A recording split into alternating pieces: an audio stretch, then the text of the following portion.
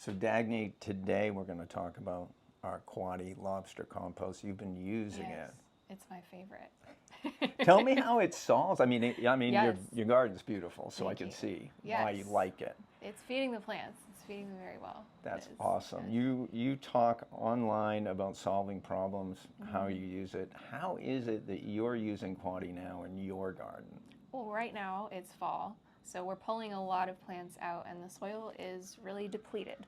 So using something like Quoddy Blend is going to revitalize the soil. It's adding in a lot of beautiful, delicious organic matter, and it's just improving the soil structure too. We talk about revitalizing soil all the time, and fall is a perfect time to do that. Yes. Can you describe a little bit about how you do that? Are you just top dressing? Are you working it in? Yes, I'm a bit of a lazy gardener, so I like to just kind of top dress. I will either pull out the plants or cut them back at the base so that you can let them decompose in place. And then I'll add about 2 to 3 inches of this to the top of the soil and just rake it in really lightly to mix it in with that older stuff. That's really the way that we prefer it too, Yeah.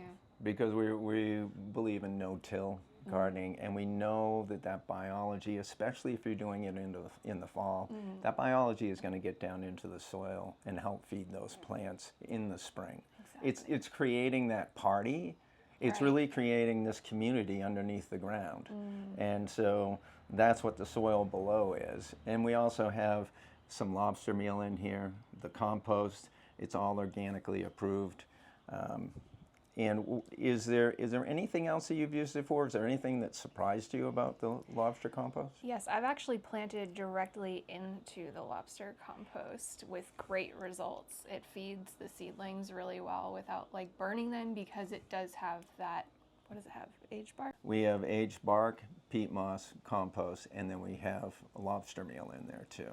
And when that all breaks down, Right. that's a nice, vital feeding, nurturing place for the plants to be. That's right. I feel like a lot of times compost can be really heavy, but this has like a nice fluffy texture that I think makes it easy for those seedlings to kind of grow through.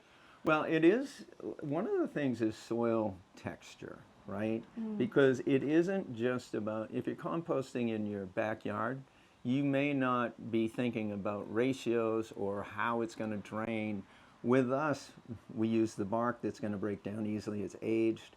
We also want the plants to have places to root, to sprout, and we do use some peat moss that helps break up the soil, and it's actually a great growing media. And then the compost itself. Right. All of our compost is approved for organic growers. It's just a good, safe place for the plants.